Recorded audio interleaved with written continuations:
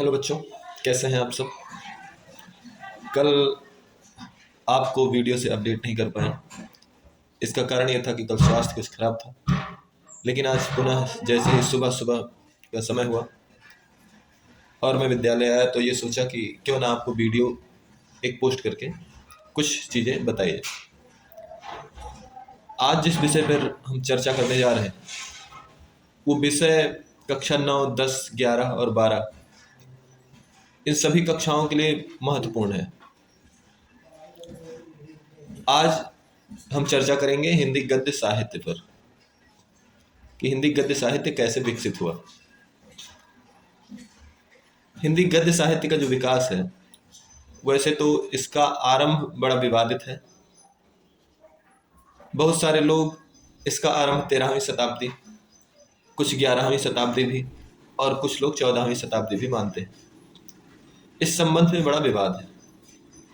सभी विद्वान एकमत नहीं है इस बात पर कि हिंदी साहित्य का आरंभ कब से माना जाए।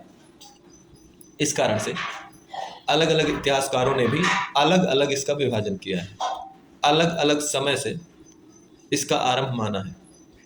लेकिन अगर हिंदी गद्य साहित्य की बात की जाए तो जो हिंदी गद्य साहित्य है उसका वास्तविक आरंभ जो हम मान सकते हैं वो भारतीय युग है।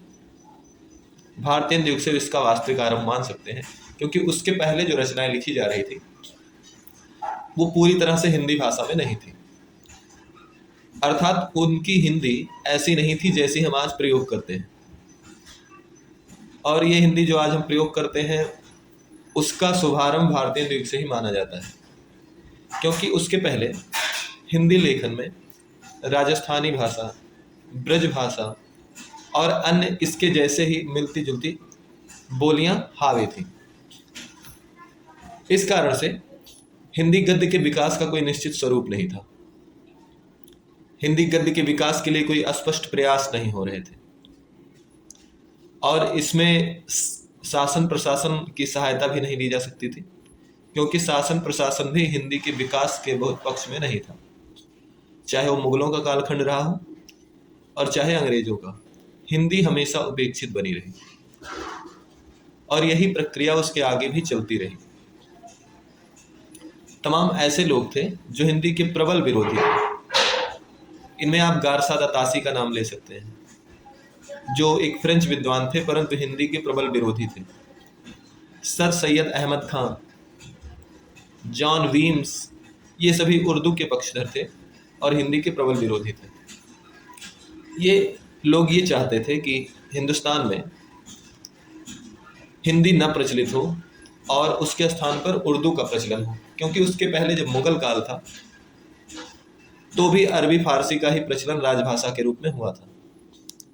इसके बाद वही परंपरा आगे चलती चली गई। अंग्रेज जब आए तो लगभग 2 राजभाषाएं हमारे भारत में प्रचलित रही। पहली तो अरबी फारसी, जो कि समय के साथ साथ परिवर्तित होती होती अब उर्दू में बन चुकी थी। अर्थात अरबी फारसी जब सामान्य जनों की बोली से मिली, यानी कह सकते हैं कि हिंदी की प्राचीन रूप से मिली, तो वह एक नई भाषा के रूप में विकसित हो गई जिसको नाम दिया गया उर्दू। और अंग्रेजी सरकार में बहुत सारे कामकाज अंग्रेजी भाषा में भी होते थे, तो इसलिए हिंदी कहीं ना कहीं बहुत उपेक्षित रही। इस उपेक्षा का कारण व्यक्तिगत भी था और प्रशासनिक भी था, क्योंकि व्यक्तिगत रूप से भी लोग उर्दू की तरफ ज़्यादा आकर्षित थे, क्योंकि कोई उर्दू सीखता, उर्दू बोलता तो उसे शासन प्रशासन में अच्छे पदों पर स्थान मिल जाता था। अर्थात शासन प्रशासन की भाषा उर्दू होने से उर्दू बोलने वालों की संख्या बढ़ रही थी। तो शासन प्रशासन पर अच्छे पद मिलना, नौकरी मिल जाना, ये एक बहुत बड़ी प्रेरणा थी, जिसके कारण से लोग उर्दू की तरफ आकर्षित हो रहे थे और हिंदी से दूर हो रहे थे। इस हिंदी के लिए जो उस समय प्रचलित थी, अलग अलग विद्वानों ने अलग अलग नाम दिए हैं।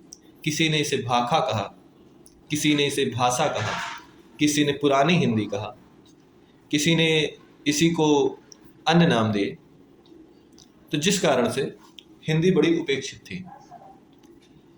लेकिन भला हो भारतेंदु हरिश्चंद्र जी का, जिन्होंने 1868 ईस्वी में एक पत्रिका का संपादन कराया जो हिंदी साहित्य के इतिहास में कालजयी पत्रिका बन गई। और उस पत्रिका का नाम था कवि वचन सुधा, जो कि 1868 ईस्वी में काशी से प्रकाशित होती है। उस समय काशी यानी आज का वाराणसी विद्वानों का गढ़ भी था।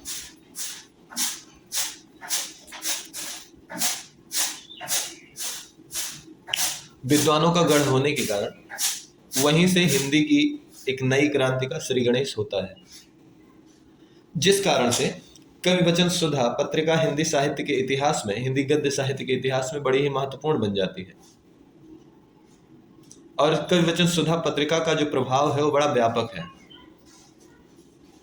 जिस कारण से यह पत्रिका जब प्रकाशित हुई और हिंदी को भारतेंदु जी ने व्यवहारिक रूप प्रदान किया, तो इस व्यवहारिकता के कारण, हिंदी के इस व्यवहारिक रूप के कारण हिंदी की तरफ कुछ लोग आकर्षित होने शुरू हुए, क्योंकि उन्हें लगा कि एक ऐसी भाषा हमारे बीच में है जो बिल्कुल हमारी ही तरह है, जैसा हम बोलते हैं वैसी ही भाषा इसमें लिखी हुई। इस कारण से लोग प्रभावित होकर हिंदी की तरफ आकर्षित होने लगे और हिंदी का थोड़ा थोड़ा विकास होने लगा। यद्यपि विकास की प्रक्रिया धीरे धीरे पहले से चल रही थी, क्योंकि आप जानते हैं कोई भाषा अचानक विकसित नहीं होती है। तो इस विकास की प्रक्रिया धीरे धीरे चलने के कारण हिंदी पहले से विकसित होती आ रही थी, लेकिन भारतेंदु युग में आकर उसे और अधिक बल मिला।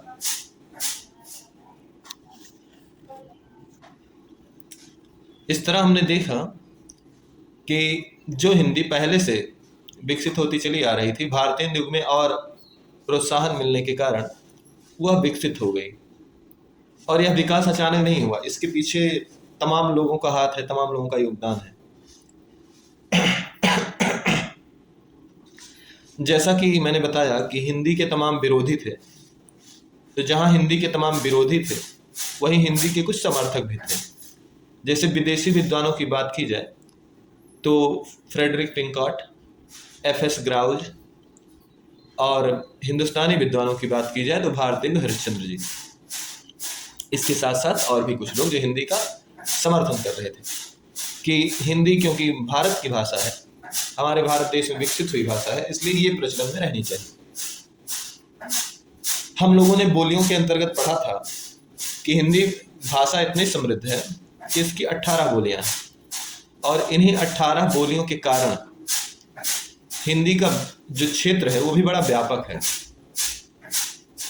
आप इन 18 बोलियों के क्षेत्र के बारे में चर्चा करते हैं तो आपको ज्ञात होता है कि राजस्थान और उसके आसपास का क्षेत्र, जहाँ पर राजस्थानी हिंदी प्रचलित थी, बिहार और उसके आसपास का क्षेत्र जहाँ पर बिहारी हिंदी प्रचलित थी, हमारा मध्य भारत, पूर्वोत्तर भारत, हमारा उत्तर भारत का समस्त क्षेत्र जिसमें उत्तर प्रदेश, दिल्ली, हरियाणा, पंजाब का कुछ क्षेत्र, हिमाचल प्रदेश, उत्तराखंड, झारखंड आदि, ये सभी क्षेत्र हिंदी भाषी है और पूर्णतः हिंदी भाषी है।